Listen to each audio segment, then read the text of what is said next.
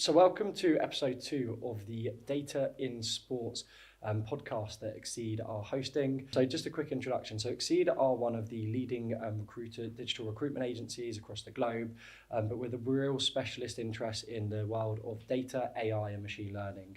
I am Bailey. I manage one of our data teams, recruitment teams at Xcede. I want to welcome our second guest to the series, Tiago, who is the head of data science for STATSports, one of the leading GPS tracking companies within the world of sports, but I'm sure he'll be able to give you a better introduction to himself and the business. Thank you for the introduction, Bailey, and thank you for coming to Northern Ireland to visit us in our offices. I think the introduction was bang on. We are one of the leading GPS providers for the world of football, rugby, and any team sports. We have established ourselves in the market. I think it's now 16 years since 2008 when the company started. And now we just grew, and again, as you said, one of the leading companies in the space. And I think we will discuss a bit more about the product and what we are doing and the new innovations that we are bringing to market today. I'm going to be cheeky, but who are some of your biggest clients and some of the biggest sports players you work with? Right. So I think we can be honest, and we have at the moment around 75 to 80% of the Premier League. So the biggest clients, I would say the top teams at the moment, so Man City, Arsenal, Liverpool, United, Tottenham, and a few others in the Premier League. As I said, it's around 70%. And then we are spread out across Europe and the States, actually globally. One of the biggest teams as well in Europe would be PSG, so investing a lot in wearable technology. We have Sporting Lisbon, a few teams in Italy. So well-rounded in the top leagues around Europe. Yes, so some pretty big clubs as you mentioned it there. Yeah. So it kind of comes on to maybe sort of the first point in terms of your opinion then. So you've obviously talked about a range of different clubs there. Yeah. Which clubs in your opinion are utilising data the best, have the best data models and are really onboarded with the process of actually using data on a performance day to day and obviously as a wider business? Yeah, so I think the first club that comes to mind, and that will be probably the answer that most people will give you, is Man City. Like, they just built an infrastructure on the past decade that is, I would say, almost flawless. Like, they build a company, the CD Group, around them. They have multiple clubs, multiple satellite clubs. They have an infrastructure that works for all of those clubs. They utilize data not only for the transfers, they utilize data for the player performance side, the optical tracking during games and during training. Any of the business models that they have uses data. So they are a data-centered club. And that will be the biggest example, just because the data is everywhere in the club and in the clubs because they have multiple clubs around the world. And then other very good cases, for example, you have the likes of Arsenal. Like, you have seen an evolution of this team coming from the academy, bringing the players into the Premier League and still fighting for the title when they are facing a team that had a massive investment a few years ago. Internationally, for example, I'm from Portugal, and a great example is Sporting Portugal. Sporting usually, or for the past few years, didn't really fight for the title until a new structure was in place, and they are using STATSports and data to really support their decisions. And what you've seen from the past 5 years that we are now fighting for titles. And data has been one of their core ideas. Yeah. And what is it about these clubs that I guess makes them different? Is it the people? Is it the techniques they're using? Is it the data they've got access to? Is it their data infrastructure? Like, what are they doing, I guess, that's different to these other clubs that pit them in this advantage? I think it's the ideology. So it's basically using objective decisions, so data-centered decisions. So football has been very subjective from its origins. It's subjective to the coach ideology of game, it's subjective to the players that you have. But lately, clubs have objectified the players, have objectified the training structure, and with data to support them. So it stopped being almost like a guessing game, and it's something more concrete, more quantifiable. So I think these clubs, it's basically from the ideology of the coach trusts the sports scientist trusts the analyst, and everything supports the team. So I think that's the main difference from these clubs that really trust the process of having an objective process into their decisions. On that note then, do you reckon that the world of football is then changing to becoming more data centric first rather than as like, I guess, on the eye. So we were having a discussion the other week saying like, will the long range 30-yard shot basically become extinct because the best passage of data is keeping the ball and making chances in certain areas? That, do you think like you will maybe lose out on like those goal of the season contenders where people are having these random strikes from 40 yards out?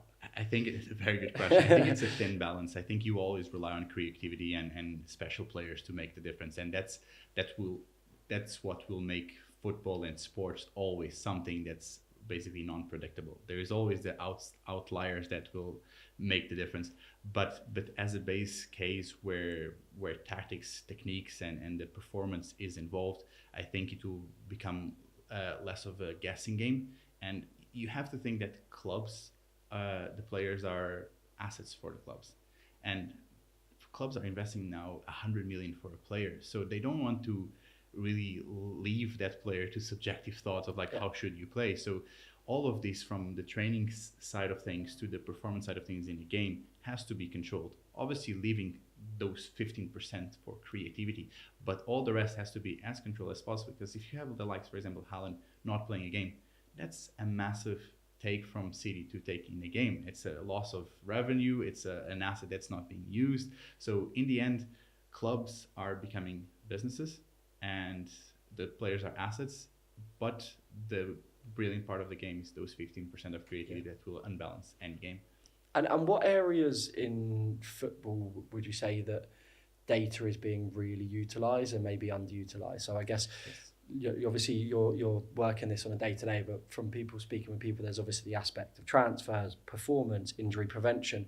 Are there certain areas, I guess, that are more developed than others, and are there certain areas where you think over the next 5-10 years are being underutilized that could really become effective? Yeah, I would say that from the transfer side of things, the data has been very utilized. I think it's a standard that any club has access to transfer lists and the data. Like, for example, all of us have access to transfer market with all the information about a player since he was like 12 years old. So all of that data on the transfer side is very well utilized. Then you have the optical data, so evaluating how the players are performing in the game or how the team is performing. That data is also very well utilized. And then you have the wearables, where we are like the performance side of things, the basically managing the training load. That's becoming quite prevalent and is almost like a standard for the clubs. Where I think data is being underutilized is when you try to merge the optical data, for example, with the performance side, the physical side coming from the wearables. Very few clubs do this integration seamlessly. So you have to have specialists inside the club to be able to actually contextualize the physical data in a specific sporting action. So for example, if a corner is happening, you can see the positional, you can see where the ball is, but the action of the player, the height of the jump, like the effort that he made during that corner, that integration, very few clubs are able to do it very well. And I guess, is that coming, do you think, because obviously we spoke about this on the way about Huddle, obviously have their different models for various different sports.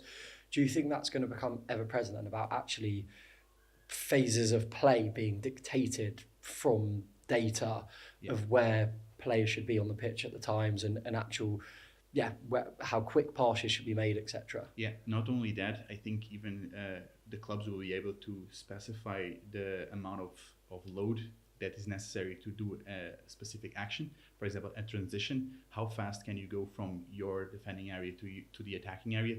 And that will be replicating into a training setting. So because you have the physical metrics for that specific training piece or match piece on your laptop, and all that information is available, you can then replicate the same situation in game and expect the same intensity. So you are getting to this granularity level that you can immediately replicate what's happening in the game in your training setting and measure if you're outputting the same amount of effort or not. Yeah, and on that then, I guess, obviously with STATSports, you're providing a lot of these clubs with the product, but how, from what you've seen, how receptive are people within the game that aren't technical? How open are they to people coming in and giving their input from a data perspective? So if you had asked me that question 5 years ago, I think it would have been a hurdle. One of our main difficulties will be the coach acceptance of technology, and some coaches in big clubs nowadays are still a bit reluctant. But with the likes of again, I have to mention again, City and Arsenal coming into the game and dominating the game in the Premier League.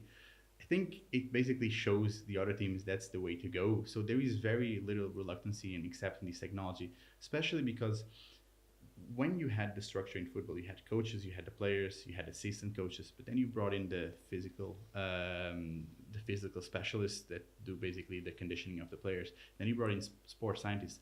Both the conditioning trainers as the sports scientists already are exposed to these technologies during their degrees. So the structure of the club has already learned how to use the data. So more and more the clubs just expect it to be a given. I enter a club, I expect to have a GPS provider, an optical system, and we go from there. Yeah. So I think less and less we face that problem of reluctancy. And what sort of, I guess, techniques from a technical perspective are people integrating and I guess really utilising for this, especially for STATSports example? What sort of techniques have you been exposed to or you're sort of working on a more frequent basis? So just to answer the question, just to explain to the listeners that although we work for clubs and we provide the technology, we don't own the club's data. So the way they use their data, their own models is something that we don't really control.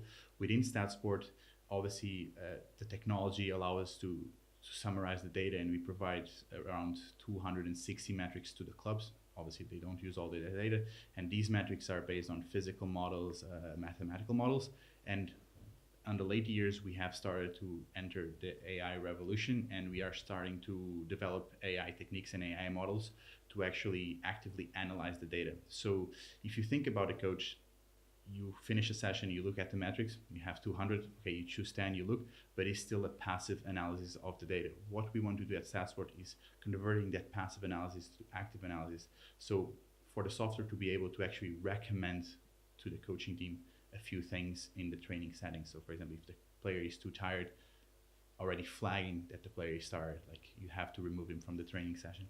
So basically trying to use as much of machine learning and AI to develop these models. Yeah, and I got a couple of questions off that, but first one, in terms of sort of the main metrics then that you think, I guess, the most important and look, let's just look at football to begin with. What would be these metrics that you think people care about the most and are the most important? So we have the standard metrics that everybody looks at, like maximum speeds, total distance, number of sprints, number of accelerations, decelerations, high speed running distance. But then a lot of clubs use more complex metrics that basically merge some of these more simple metrics. For example, high metabolic load distance. So it's basically the distance that player can run when their efforts or their metabolic power is in a high level. And this is connected to the acceleration and speed of the player. You have dynamic stress loads. So basically dynamic stress load is a metric that relates to the impact that the player is feeling during a run. So for example, me and you can run an 100-meter dash and we can arrive at the same time. But if my DSL, for example, is higher than yours, it means that my fatigue levels are probably higher because I stepped against the floor a bit harder than you. So whenever you step a bit harder, it means that you are becoming tired because you are fighting against your own body. So those are the type of metrics that the clubs have access to and they start using more and more. Yeah.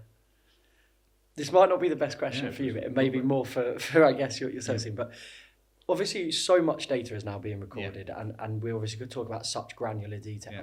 How receptive do you think your average footballer or your average sportsman is to, I guess, having this amount of data recorded for them? Because look, I guess if they're not running in a training session, they're going to be caught out. From what you've seen and your knowledge of the game, what do you think players' opinions are? So I think the new generation of players has embraced the technology fully because they have been exposed to the technology since they were kids in the academies. And they almost gamify the data because after a session, you can see who ran faster. So it becomes like less of I can't hide, but more like I will perform better than you. And every training they have access, like I was the fastest this training. So you feel good about yourself. Yeah. And they have their own games within the data. But then you have the older generation that may not believe in that so much. And I think from the club's perspective, you have these two type of players, one that doesn't really like to look at it and the other ones that are very keen on looking at the data. But what the clubs do is have rules and impose the technology. So you have to use it in training. Most clubs that have the technology, all the players are obliged to use it in training. But some other clubs allow a bit more freedom during games. But more and more, I think it's standard, and clubs are just like, this is part of your equipment, so you just use it in training and in games. So it's kind of nice to see that players are fine. And going back to, I guess, the world of AI and the real use of this over the next however many years, do you think we'll get to a point where, I guess, the best teams are decided by having the best data functions? And do you think because of that, if smaller clubs invest in the right people from a technical data perspective, that they will overtake some of the more larger clubs who maybe are relying on their revenue to buy the best players rather than actually relying on building a good ecosystem from a data perspective? So I wouldn't say that that's the only predictor, and definitely we can't say that the best teams in the future will only rely on data. Players will always be the center part of football. But what I think is that this data center structure gives them some objectivity and some continuity. So if you have your structure in place, and if you have the right data scientists, sports scientists, data analysts, it means that your ideology and your objective structure won't change. So even if you replace players, and they will make the difference, you still have a base level that you can always rely on. So even if that year you are not fighting for first, you are not expected to go below fourth or fifth, because your structure is the same and the coach believes in that structure.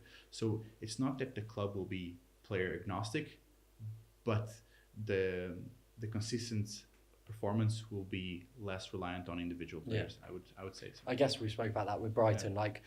They this season have obviously had Matoma and Solly March both injured, but they have players that no one knows from their development squad that come in and just slot in like exactly. And you see the likes of Arsenal as well, very young players coming from the academy, and they are fighting for the title. And if you see the budget from Arsenal compared to the other top teams, it's not comparable, but they are still fighting. So, and the same thing for example, Sporting Lisbon. Like, it's the budget compared to Porto and Benfica, it's lower, but their structure, it's highly reliant on data, and it just works. Is that building, I guess, a culture from the whole business from a performance perspective, from, I guess, youth teams up to the first teams, that everyone's working within the same ideology? Yes, and the fact that these teams, the youth players and the professional players, are exposed to the same type of regiment, the same type of technology, the same type of consistency, it just means that it's a smooth transition. Well, it's not every time smooth, but it's an easy transition from the youth academies to the revelation teams, to the under-23s, and then to the A teams. Yeah, and they're ultimately the teams that perform in the best at the moment. Yeah. And what are, I guess, from a STATSports perspective, let's talk about the product a bit more. What's an achievement for the company in terms of the impact that they're having within the sporting world? And I guess we spoke about it briefly again before, not just about football, but about wider sports and whatnot. Like, where does STATSports see themselves, and what's, I guess, a good achievement for them as a company? So I think in sports, and what we can see at the clubs and our success stories, all comes down to player management load. So, and that's the whole point of using technology. It's having players first and the safety of the players, meaning a reduced risk of injuries long term. So by using our technology, we are absolutely sure that the clubs can manage the training load properly, so the players can play at the highest level in every game. So a team that uses STATSport, our success story is that we had no injury this year due to overtraining. And that's when we are sure that our devices are working and the club is using our devices properly and our technology properly. So I think that's the crucial factor. I think performance for us it's this basically the physiological output of the player, and by managing that, you have the best player every game. Yeah.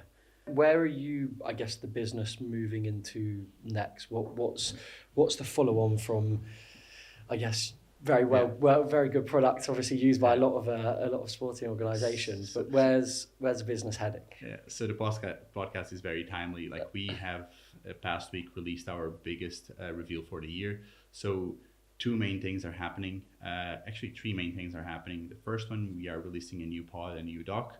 So basically a GPS unit with more processing power that will allow us to probably in the future integrate AI into the pods directly. The second thing is the indoor system. So we are releasing an indoor version of our pods, which allow clubs to train indoors during winter, or even clubs that have enclosed stadiums, or even new sports like futsal or basketball will be able to use the same technology as previous clubs were using.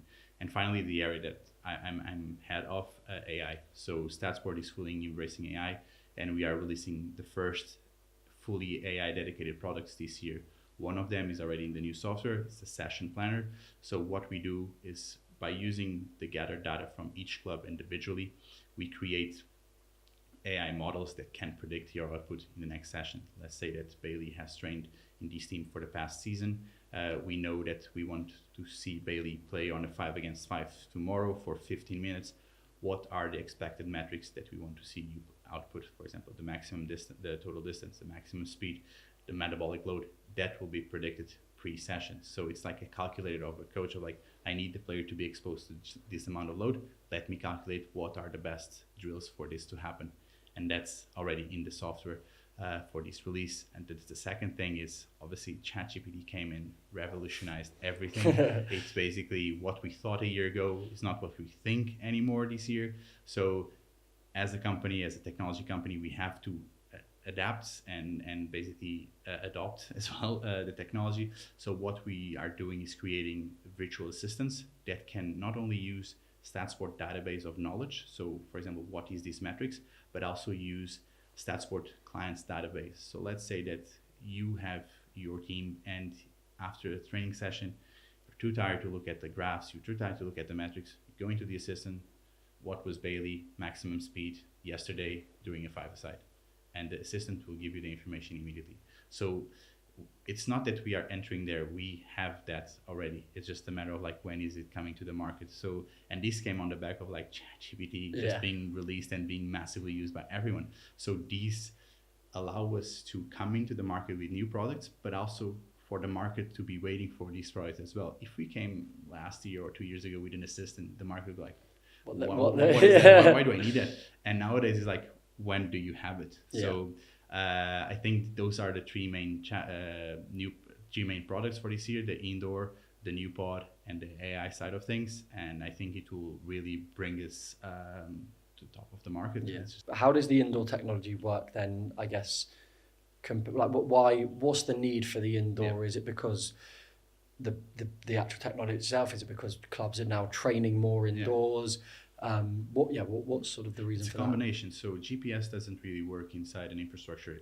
So if you have an enclosed stadium or even like, for example, a dome during winter, GPS doesn't really work because the satellite connection is not there. So you need to create almost like a local satellite system. So creating like smaller beacons inside the stadium that can replicate the information of the GPS. So that's how the technology works. The need for it is because more and more clubs have indoor training facilities.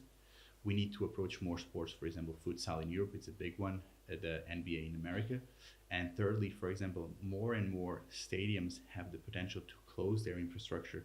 So if the stadium is closed midway through the season, you are losing the data quality that you had when the stadium was open. And finally, for example, the American market, it's not so common in Europe, but the American market, for example, the NFL and the college teams, they have closed stadiums. And you can't, it's very difficult to target when they know that the GPS lacks quality when the stadium is fully closed. So it's basically market need and then the technology flaw of GPS. Yeah. And I guess talk about other sports and how different are metrics then, I guess, between your football to your American football to your rugby, or are these organizations looking for the same things, or is it just different types of metrics completely?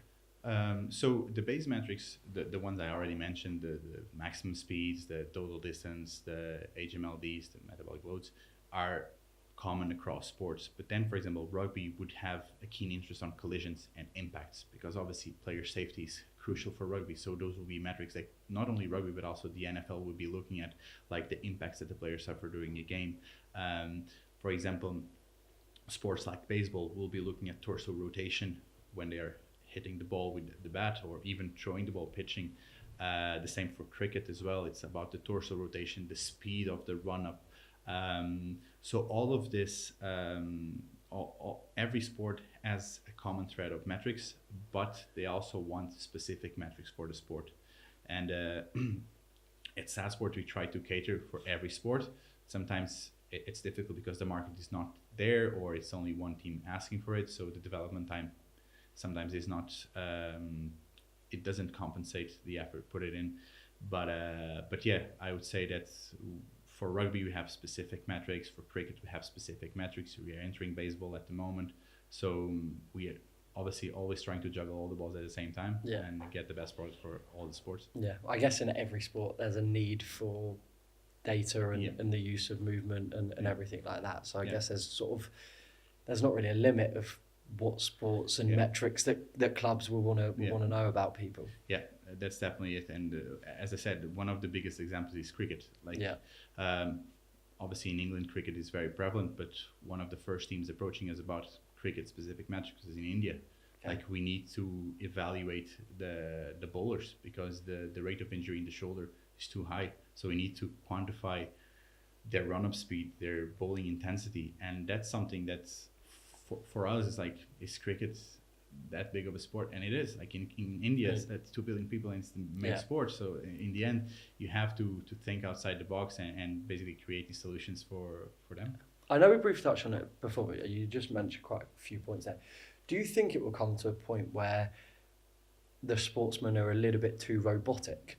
Like, I guess if we talk about cricket, for example, and you're talking about players having the optimal speed of run-up, is that not becoming to a bit like, this is where you need to hit, and if you don't hit it, it's not necessarily not acceptable, but not the right levels to optimize that, where I guess once more people get access to that data, it becomes a bit too robotic. Give you an example on that, because I think it's easier if we think about concrete examples. Like people also said that players like Haaland or Ronaldo are too robotic, are too not creative enough, but the results are there and are still fascinating to watch. But these guys are driven by results, by objective data, number of goals, expected goals, where should I be in the corner, and they are still amazing to watch, and they are still players that make a difference. So I don't think we'll ever see robotic players. We'll just see data-driven players that will just try to hit all the targets every time. And then those examples at the moment would be like Haaland and Ronaldo. You still watch them as like, it's like when they sprint from area to area, like that's amazing. So I think that's what we'll see. It's players driven by their own best. Like they're built like machines then too. Yeah, it's you see those sprints and you are amazed on how a player that tall and that heavy can do that and still like score goals and create the space in the area, being so big and so fast. It's impressive. It sort of defies traditional logic almost. Like so, and that's what I remember. Like obviously being Portuguese, Ronaldo was heavily criticized by he just thinks about scoring, but then in the end it's what you need in a game, and he solves games. And the same for Haaland. Like he knows, maybe he doesn't touch the ball that often, but by knowing where he is and by knowing how much he has to run or how fast, he's in the right position at the right time. So I think that's what we'll get, very smart players, and that's what we're having at the moment. I was going to say, you could give someone all the data in the world, but it's very much they're up to them to hit the performance levels that they want to get to. And also another interesting thing is, for example, the likes of Kevin De Bruyne using its own data to discuss his contract. So it was probably one of the first outspoken players to say, like, this is my value compared to the market, so this is what you have to pay for me to transfer to this club, or to my wage is worth this. And I think not only in game but in the transfer market, players will have data ownership, which is something that it's not really spoken that much. Like it's their data in the end, they are performing. So when they obviously they are the owners of their own data and they will always have access to that data. It's like a medical record. When contracts will start to be discussed based on that, that will even bring the sport to a fairer level, to a more objective level. So I think we are in the brink of like things shifting in football massively. That was a big topic of conversation in the last episode, obviously with Joe, who works for football agency, how they are using data for contracts, but also for like transfer talks. He gave an example of how a player in the championship he was with a relegated club, but his XG and his performance of goals compared to XG was so high that they were taking it to other championship clubs and saying, look, yes, we appreciate he's played for a team at the bottom end, but even with a team at the bottom end of the table, he is actually overperforming from what he should do, and it sounds like it's becoming. And another thing that we will have to be aware very very soon is like a player will be able to take his or her data into the new club, and that's something that's really not done. But in the end, the data, although it's the club paying for the technology, there will be a point in time where players are like, I know the technology is yours, but the performance is mine. So I need to take that data to the new club so I can be injury free for the next season as well. And although this is not done, companies like STATSports will have to be aware and prepared to be able to export data into different systems, because in the end, we have to deal with sports data as we deal with medical records. It's the players' ownership. So I think that will be the next big step in the data in sports, is like a player ownership of their own physical data. Yeah, and from a personal perspective, obviously PhD background, what's been the most innovative project you've worked on, or the most kind of coolest sort of tech that you've kind of worked on within STATSports and within the world of sports? So that example, the session planner I was mentioning, that was one of the coolest projects, because it was one of the first ones that actually reached the market as the initial idea. A second good one, we have been talking about the difficulty of using GPS indoors. I was challenged with a project that we had to calculate, for example, speed and distance based on the other sensors inside the pod, not using the GPS.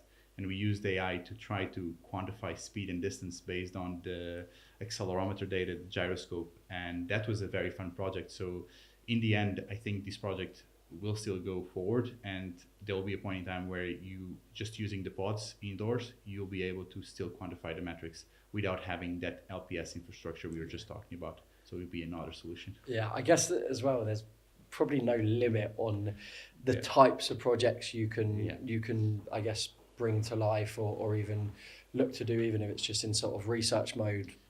Yeah, there's endless.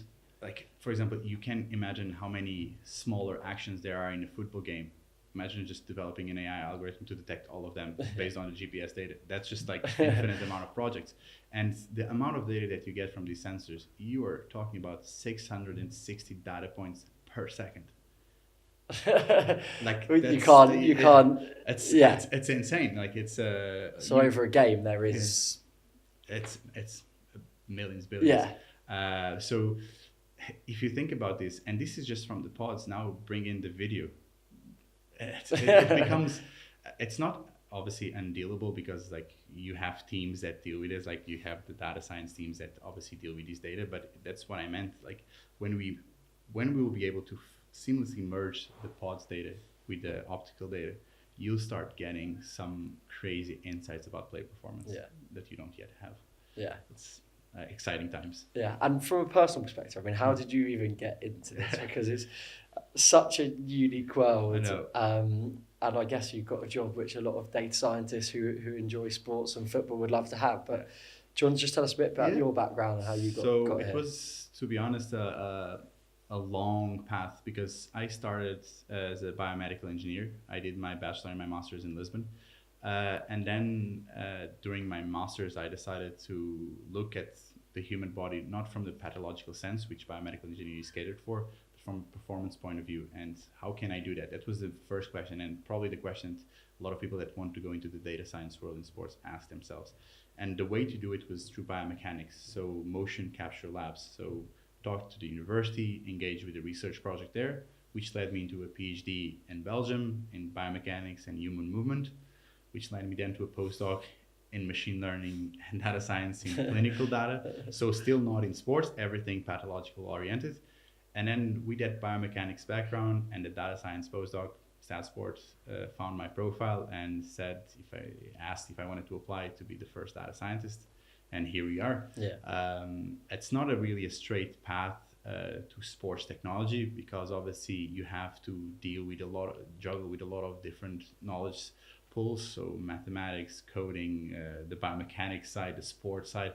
So it's mostly to do, like, if you want to reach this point of being a data scientist in sport, it's basically try to choose and do what you like and complement it with that data knowledge which comes from coding, mathematics, and statistics. Yeah, and I know we spoke about it on the way here, but I guess a lot of it was you realizing there was a gap and being a bit proactive rather than just expecting it's going to fall on your lap. Yes, I think that day that I really realized I want to apply this biomedical engineering degree into sports, that was the day I started working for it. It took a long time. As I said, my first jobs and my first academic path was in clinic. It was not in sports, but I always kept in mind that there was so much relatability between the fields that one day I'll have the opportunity, and STATSports came as it. But yeah, I really think it's if someone wants to really work in a specific profession, they will find the path. And nowadays, with the amount of information we have online, with the amount of courses you have on data science, like you can study sports as a bachelor, do a master's in mathematics, and then a specialization online in data science. So the platforms are there. They are not that expensive. You have a lot of cheap online courses. And then it's just exposing yourself. Like we met through LinkedIn, and here we are talking in Northern Ireland.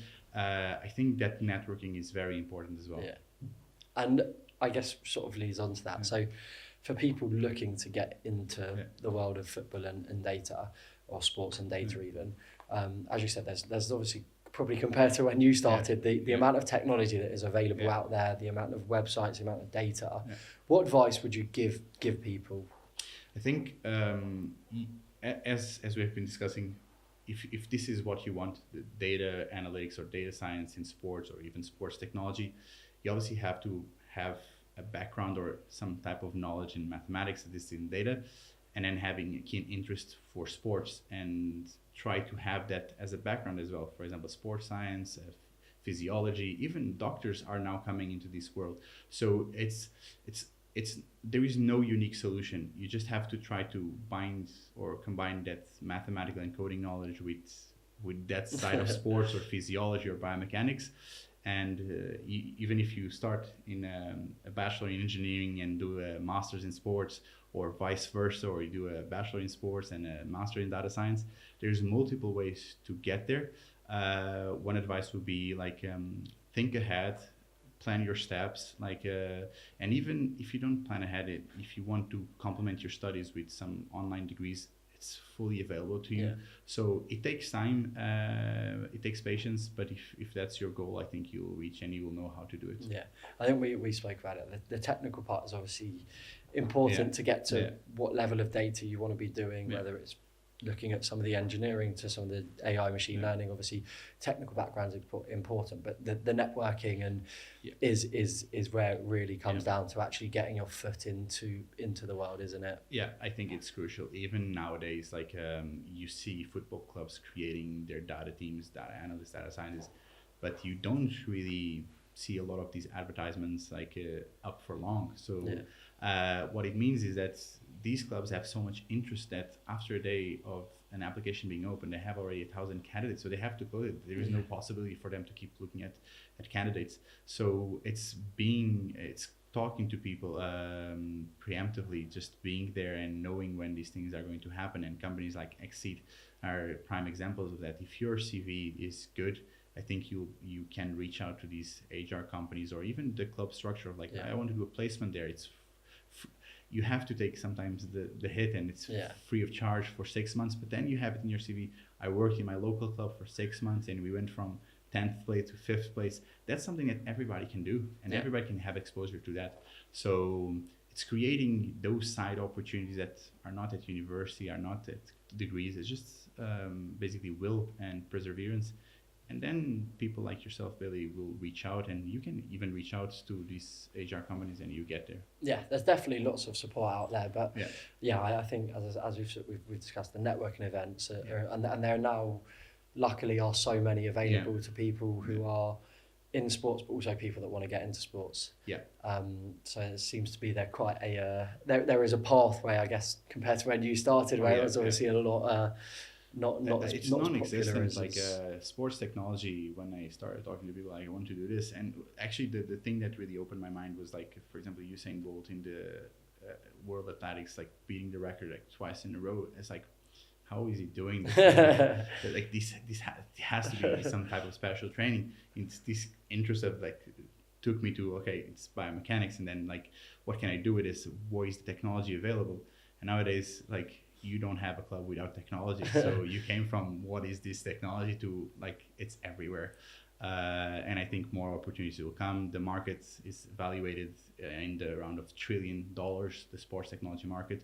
So it's a boom, and more companies will appear, more and more companies will disappear, and I think we are in an exponential growth of the market. So it's good.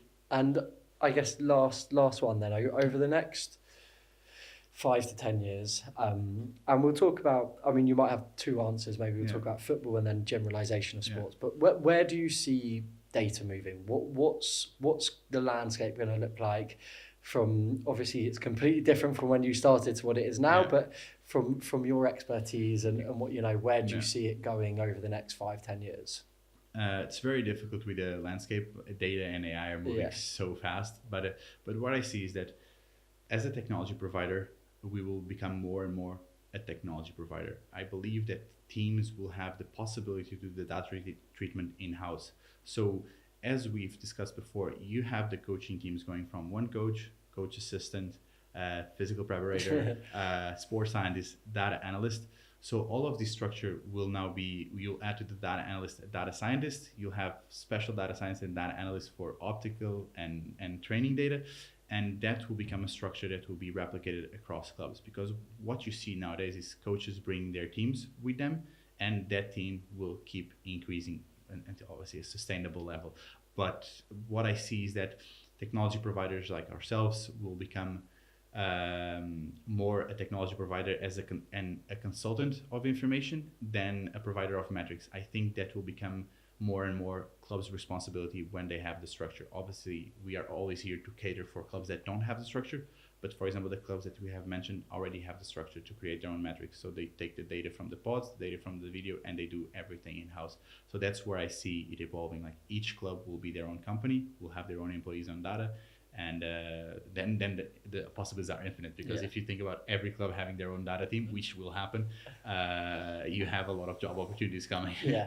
And the innovation, I guess, will just be will be endless, and you'll, as we said, you'll get clubs like the Brighton and Brentford who are bringing their own models and their own, I guess, stamp on things, and hopefully overtaking some of the more traditional bigger clubs. And then the competition will not only be on the pitch, but in the background as well. Who has the better data team, and who is supporting the team the best, and who is creating the best model. So it will be kind of interesting to see the development coming from that side, that competition. Like if you want to create the best models, then it becomes a model competition as well. I was going to say, fast forward 5 years, instead of it being a 100 million player transfer, it's going to be the first 5 million data scientist transfer. And you've seen that with Xcede hiring the AI specialist from Stanford. Like that was a big transfer as well. I don't know the values, but like that was almost like as big as transferring a player. So you'll see that very, very it will become often. its own transfer market.